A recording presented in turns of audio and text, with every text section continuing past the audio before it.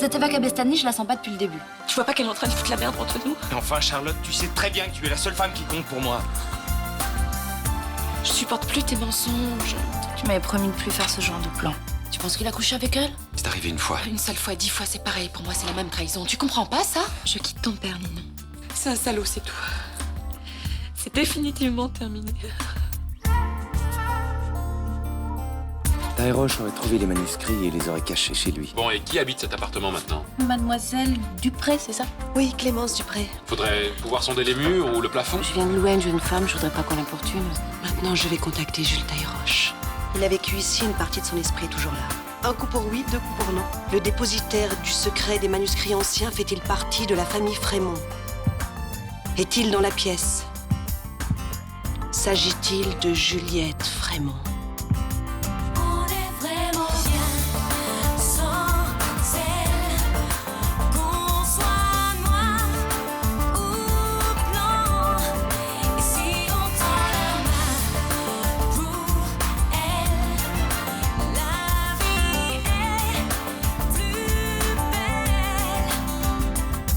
Vous ne croyez pas au spiritisme?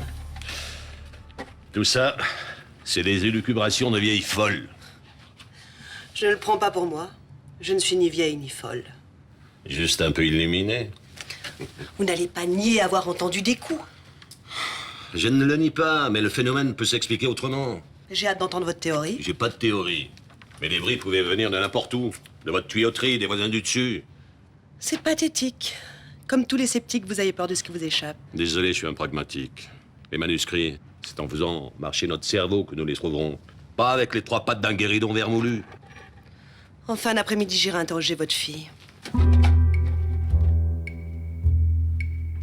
Vous allez laisser Juliette en dehors de tout ça. Désolée, mais je veux connaître le secret qu'elle détient. Même si elle en avait un, il n'en est pas question. Je connais trop bien vos méthodes. Je vous interdis de l'approcher. Vous ne me faites plus confiance? Je vous ai vu à l'œuvre, avec André César. Je ne suis pas responsable de sa mort. Il devait avoir le cœur fragile, c'est tout. Je vous avertis. Si vous approchez ma fille, je suis capable du pire. Dans ce cas, interrogez-la vous-même. J'ai pas envie de parler de papy. Je comprends que ce soit douloureux pour toi. Ouais. J'ai tiré un trait sur cette partie de la famille. Ça n'a pas dû être évident quand tu étais petite. Tu avais une vraie passion pour lui. Ouais, c'est tout le temps fourré avec lui. Tous les soirs, au moment d'aller te coucher, tu partais te cacher dans son bureau. Il jurait qu'il t'avait pas vu et ta mère te cherchait pendant 1 heure. Mon papa, c'est bon. Tu n'as pas à avoir honte. Tu étais toute petite, innocente. Tu as aimé un grand-père, pas un collabo. Pourquoi tu me parles de tout ça? Je suis inquiet pour toi. C'est bien la première fois que tu te fais du souci pour un de tes enfants. Tu peux pas dire ça, Juliette. Surtout pas toi. Pourquoi? Je suis la préférée, c'est ça? Je me suis pas occupé davantage de toi que de ta sœur, mais on peut dire que tu es ma préférée. Bon, toi, t'as quelque chose à me demander. Oui.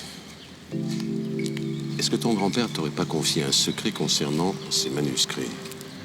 Quel genre de secret? N'arrêtiez pas de papoter tous les deux.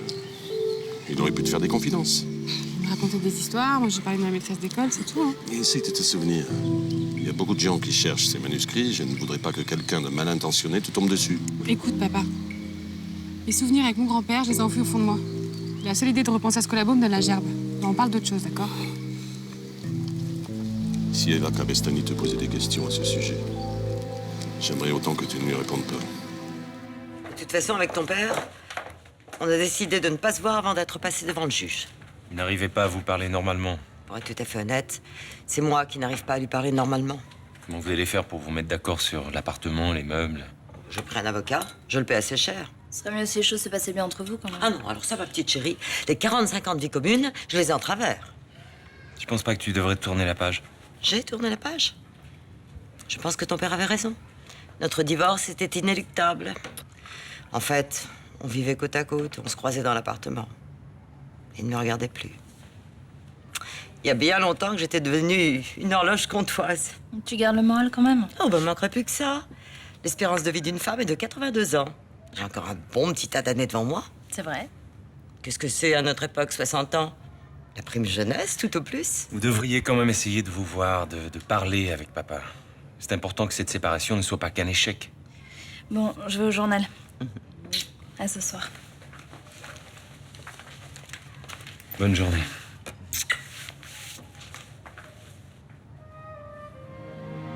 Je crois que ça se rattrape, le temps perdu. Papa t'a pas rendue heureuse? Si. Je peux même dire qu'il était un meilleur mari que je n'étais une bonne épouse. Alors pourquoi tu parles de temps perdu? Parce que j'aurais dû m'apercevoir depuis bien longtemps que je n'étais pas assez attentive à lui. Notre couple, c'est moi qui l'ai laissé en friche. Ah, en fait, Charlotte n'est pas là? Tu dois comprendre que maintenant, je suis responsable de toi et de ton avenir. Je risque pas de l'oublier, tu me le répètes 10 fois par jour.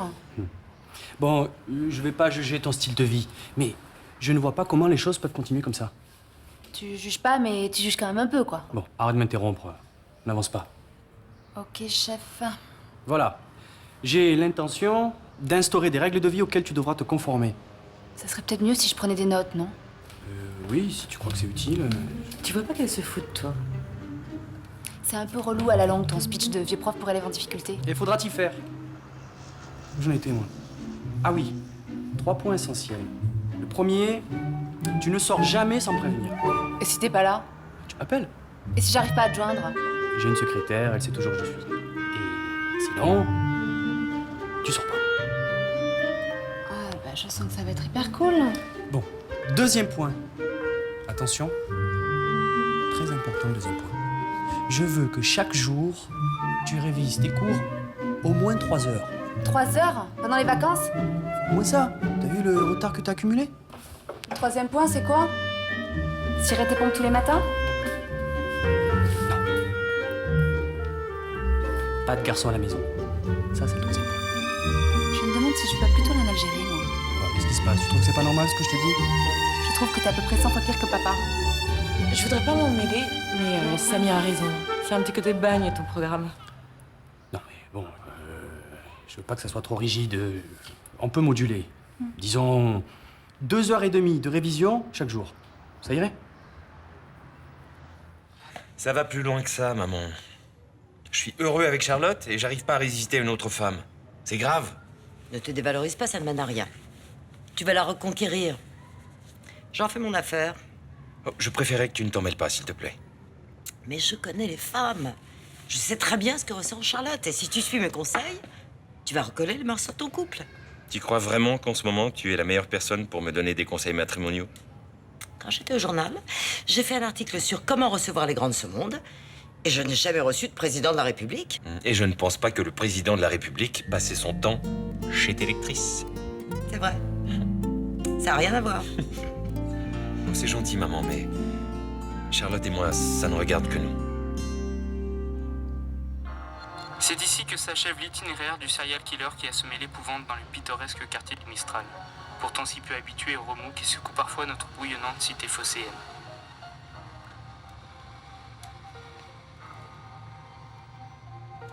C'est génial. Pas mal. C'est à chier. On dirait le film que t'as fait au Maroc.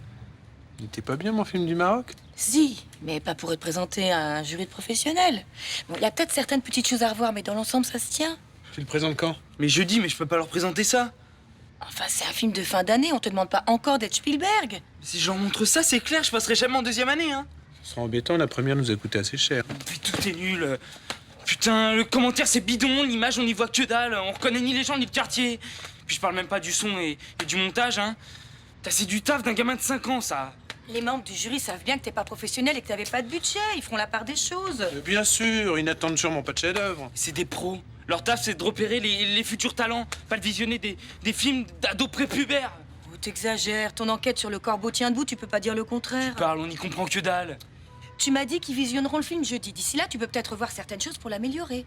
Mais t'as raison. Foutu pour foutu, je vais tout remonter, je vais tout recommencer. Il était pas bien mon film du Maroc? C'était un film de vacances, C'est ça. sans prétention. Il était nul. Oui. Je voudrais pas insister, mais tu es sûr que tu n'as aucune idée de ce que peut être ce secret? Non. Et pourtant, je me suis tordu l'esprit dans tous les sens. Remarque, c'est pas plus mal qu'il refuse de sortir de ton crâne, au moins il est bien gardé. Hein. Ouais. En même temps, je vois pas pourquoi papy aurait confié un secret à une gamine de 4 ans. T'as raison, à mon avis, il l'a écrit sur un cahier ou glisse dans les pages d'un livre. Il est mort avec. C'était sympa de m'avoir parlé de tout ça. Si t'as quelque chose qui te revient, tu n'hésites pas. Ok. Il y a mon père qui m'a fait comprendre qu'Eva pourrait me cuisiner. C'est possible? Oui, mais tu ne lui dis rien. Surtout pas à elle. Vous pouvez me faire confiance. Si elle réplique, je saurai la recevoir. Méfie-toi, elle est très rusée et c'est pas l'honnêteté personnifiée. Et mon père qui fait ses petites magouilles avec elle. Il joue avec le feu. À croire qu'il aime ça. Ouais. Dès qu'il y a un plan foireux avec de l'argent au bout, vous pouvez être sûr qu'il est pas loin. Il est malin. Il s'en sortira. Un des pièces rien que pour Rudy et moi. Tu te rends compte, c'est sublime comme cadeau. C'est un cadeau pas banal, c'est vrai. Ah, en plus, il y a tout, hein. Cuisine équipée, balcon, salle de bain. Mur, plancher, plafond. Mais qu'est-ce qui te prend? Oh, je plaisante. Et il y a baignoire ou douche? La douche. Hein, ça va pas te manquer une baignoire? Toi qui adores traîner des heures dans le bain. Bah, tu sais, maman, avec le bébé, j'ai pu avoir trop le temps de traîner le matin. C'est vrai que tu vas te déborder. En tout cas, c'est super généreux de la part de Myrtha. Hein. Quand on a les moyens, c'est plus facile. Et Rudy et moi, on va enfin avoir une vraie vie de couple. Ça va être génial. Je me demandais si dans un premier temps, ce serait pas plus facile pour vous d'habiter à la maison. Mais pourquoi faire? Je veux dire, on a un appart, ce serait débile de pas l'occuper. Vous pourriez louer en attendant. Quel intérêt? Ça vous ferait une rentrée d'argent. Avec Rudy étudiant, c'est pas négligeable. Et puis, je pourrais vous aider ici avec le bébé. Ouais, t'as raison. Ouais, enfin, je veux dire, en plus, je serais fatiguée après l'accouchement, donc ce serait peut-être plus simple. Tu crois aussi? Ouais, une petite quinzaine de jours, le temps de me reposer. 15 jours? Et si t'as envie, tu peux rester plus longtemps, le temps que Rudy termine ses études. Mais maman, il veut faire médecine, c'est minimum 7 ans. Ah, je te demande simplement d'y réfléchir. C'est déjà tout réfléchi, je vais pas rester ici jusqu'à la majorité du bébé. Il faut toujours que t'exagères. Pourquoi ça te dérange autant que Myrtha nous offre cet appart? Tu te trompes, ça ne me dérange pas du tout. Mais tu fais bien semblant. Hein. J'aime beaucoup ce que vous faites. C'est à la fois gai et élégant. Merci. Ça vous ressemble beaucoup. Plus je vous regarde, plus je pense que mon fils a fait une grosse bêtise. Pourquoi vous dites ça? Enfin, il a la chance d'avoir une compagne jeune, jolie et talentueuse. Il trouve le moyen de tout gâcher. La peur de se fixer. Beaucoup d'hommes sont comme lui. Non, non, non. Vincent est comme mon mari, il ne saura jamais où est son bonheur. Il ne vous mérite pas. Des défauts, j'en ai moi aussi, hein. J'en ai même pas mal. Ah là là. C'est pas facile pour une mère d'avouer que son fils n'a hérité pratiquement que des défauts de son père. Il faut pas exagérer. Vincent a énormément de qualités. Hein. Ce qu'il vous a fait est inexcusable. Être trompé, c'est tristement banal. Quelle femme aujourd'hui peut affirmer que son homme lui a été totalement fidèle? Celle qui est avec lui 24 heures sur 24. Donc pratiquement aucune. Vous l'avez quitté. C'est la preuve que vous ne lui pardonnez pas. Ouais. Le mensonge, c'est un peu dur à avaler. Je comprends. Non, vous avez besoin d'un homme solide, présent dans les moments difficiles. Mais sur ce plan-là, je n'ai rien à reprocher à Vincent. Ah bon? Oui. Dernièrement, j'ai traversé une période très difficile. Il a été là. Au-delà de ce qu'une femme peut attendre, je crois. Mais depuis, il s'est conduit comme le pire des goujats. Votre fils, c'est quelqu'un de très bien. J'arrive pas à comprendre pourquoi vous le défendez. Parce que j'ai envie de garder un bon souvenir de lui. Voilà, on était bien ensemble. Si j'arrivais à mettre un mouchoir sur son infidélité, je serais plus heureuse aujourd'hui. Faites-le. Je n'y arrive pas.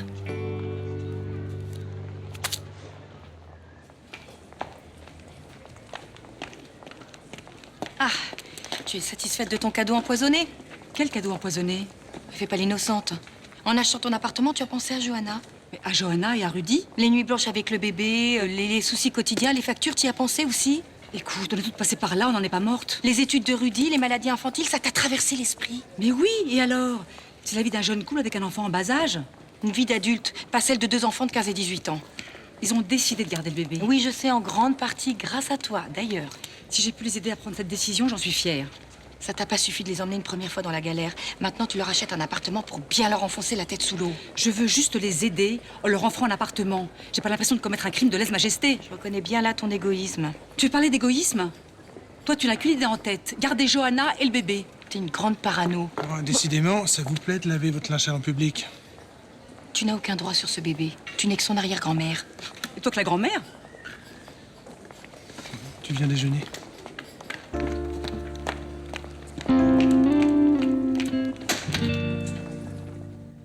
j'étais tellement dégoûté. J'aurais pas eu les parents, je balançais l'ordi par la fenêtre, voilà. Ça aurait pas été très malin, hein. Mais tu peux même pas imaginer. Mon film de fin d'année, c'est de la merde. Oh, il exagère toujours. Il a un gros côté maso. Mais non, mais à la base, ça devait être un documentaire sur un serial killer. À la fin, c'est quoi? C'est oui, oui chez les barges. Ah oui, c'est sûr, c'est pas le même style. Bah non, ça n'a rien à voir. Et puis, y a rien qui allait, de toute façon. J'interviewe mon père. Il commence à me dire des trucs super intéressants, tu vois. Et qui c'est qui rentre dans le cadre, hein? Bah, ma sœur, qui commence à engueuler pour rien, comme ça. Le plan tout foutu. Non, mais attends, deuxième fois, toujours avec mon père. Là, il me parlait des crimes. Donc, tu vois, attention maximum, tu vois. Et là, qui c'est qui passe devant la caméra hein, pour dire bonjour en rigolant, comme ça? Mélanie. Tu vois, Mélanie? Non, franchement. Bah, s'il y a que des mecs dans le jury, c'est plutôt un bon point. Arrête, c'est bon, arrête. Non. Et le mec a trop pas de bol. Il veut faire un film à la Scream, il se retrouve avec Bryce the Nice. Elle, serial killer, ça farte? Non, mais allez-y, hein, foutez-vous de ma gueule, vous gênez pas pour moi. Je vous rappelle que c'est mon passage en deuxième année qui est en jeu, hein. Oh, excuse, hein. Attendez, vous me donnez une idée, là? Laquelle? Bah, je vais faire un film sur un mec qui arrive pas à faire son film. Comme L'état des choses, de Wim Wenders. Ça a l'air cool comme idée. C'est qui Wim Wenders? C'est un réalisateur allemand, un peu particulier. Ouais, non, mais là, je vais le faire à ma sauce. Tu pourrais me filmer? Oh non. Non, c'est trop chiant comme réal. Je veux bien essayer, moi, si tu veux. Mais tu sais faire ça? Non, mais si tu m'expliques, ça devrait aller. Oh bah ok, génial. Je vais acheter des cassettes et puis on se met au boulot, ok? Ça va devenir une spécialité familiale, la rupture chez les Chaumettes. Francis et moi, Vincent et Charlotte. Mais aujourd'hui, personne ne fait d'efforts pour rester en couple. On va pas se forcer quand même. Enfin, moi, je trouve ça dommage. Dès qu'il y a un problème, au lieu d'essayer de le régler, allez, hop, on court chez l'avocat. Vous avez raison. C'est ce qu'a fait Francis. Oh, ça n'a servi à rien que vous soyez remonté à Paris? Non. Je vous redonne la même chambre? Oui, ce sera parfait. De toute façon, Francis et moi, c'est du passé. L'avenir, c'est Vincent et Charlotte. Et j'ai décidé de leur donner un coup de main. Pour les réconcilier? Vous voulez vous en mêler? Je m'en suis déjà mêlée. Et j'ai marqué un point. Ah bon? Comment ça? Je suis allée voir Charlotte à son atelier. Et je n'ai pas arrêté de casser du sucre sur le dos de Vincent pour tester sa réaction. Et comment est-ce qu'elle a réagi? Comme j'avais prévu. Elle n'a pas arrêté de le défendre. Donc, elle l'aime toujours? Exactement. Bien joué, Callaghan. Oh, j'aurais jamais su faire ça, moi. Oh, vous savez, c'est facile pour moi. 40 ans dans la presse féminine. Écoutez, moi, en ce moment, je suis en bisbille avec Blanche et je sais pas comment je me débrouille, mais impossible d'arranger le coup. Racontez-moi ça. Mais tu t'es embarqué dans un plan foireux. Attends, Lucas, c'est un vrai tyran quand il fait un film. Tu crois qu'il va m'engueuler toutes les 5 minutes? Attends, si c'est toutes les 5 minutes, t'auras du bol, hein. Et tu parles de lui comme s'il était hyper chiant. Je le trouve plutôt zen, moi. Ah oui, mais une caméra à la main, c'est pas un moine Shaolin, tu verras. Et c'est bizarre, votre relation, elle t'arrête pas de le vanner. Ouais, c'est un petit jeu entre nous. Pour pas qu'il s'endorme. Mais t'as pas peur qu'il en ait marre un jour? Attends, si ça le gave, il me le dira, et puis j'arrêterai. Mais tu l'aimes? Évidemment. Pourquoi tu me demandes ça? Non, je sais pas. Ça saute pas aux yeux. Détendez-vous, les Herman. Profitez de la beauté du paysage. Je ne suis pas venu ici pour parler de la beauté du paysage. Parlons donc d'Eva Cabestany, puisque seul ce sujet vous intéresse. Vous ne devriez pas la prendre à la légère. Cette femme est aussi dangereuse qu'un serpent venimeux. Je sais. Vous savez, mais vous continuez vos petits trafics avec elle. Je reste en contact. Dans les affaires, il faut savoir ce que fait l'adversaire. Vous devriez vous montrer beaucoup plus méfiant. Il y a quelque temps, vous vouliez me tuer. Et aujourd'hui, vous vous inquiétez pour ma petite santé. Quel revirement, j'apprécie beaucoup. Ce n'est pas pour vous que je m'inquiète. L'espace d'une seconde, j'y ai cru. Je m'inquiète pour Juliette. Eva Cabestany semble lui montrer beaucoup trop d'intérêt. Qu'est-ce qui vous fait dire ça? J'ai mes raisons. Des raisons très solides, croyez-moi. Ah, vous avez trop d'imagination, les Herman.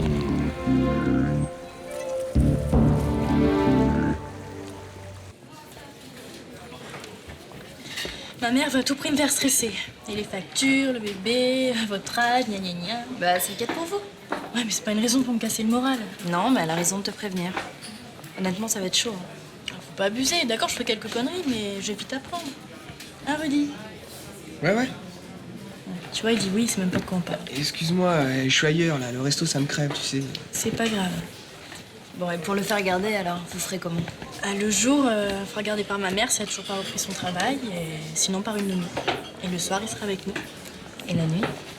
La nuit, on se relaiera, hein, une nuit sur deux. Qu'est-ce que t'en penses? Oh, c'est peut-être une bonne idée, ouais. De toute façon, si on veut se reposer, c'est la seule solution. Vous avez bien le temps d'y penser, hein? Le bébé, c'est pas pour aujourd'hui. Non, mais ça passe vite, alors autant commencer à réfléchir le plus vite possible. Prends le temps de penser au moment présent, toi, hein? Surtout que tu pourras être enceinte 3 fois dans ta vie de femme. Enfin, c'est une moyenne, bien sûr. J'ai lu une étude là-dessus. Moi, j'en veux 5, hein, papy.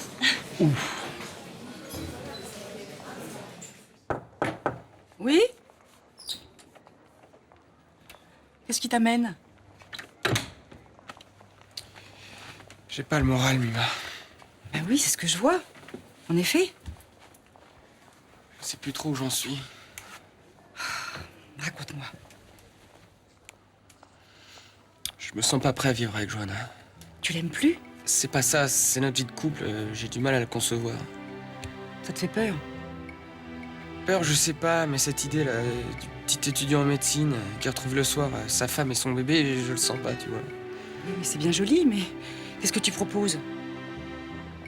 Je me disais que Johanna pourrait rester chez sa mère avec le bébé. Enfin, du moins au début.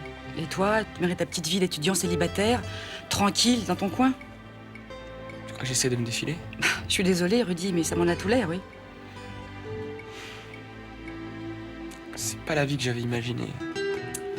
Tu sais, mon chéri, on a rarement la vie dont on a rêvé. Mais que tu le veuilles ou non, ce bébé, c'est à Johanna et à toi de l'élever, pas à Blanche. Maintenant, tu es majeure, hein? Tu fais ce que tu veux.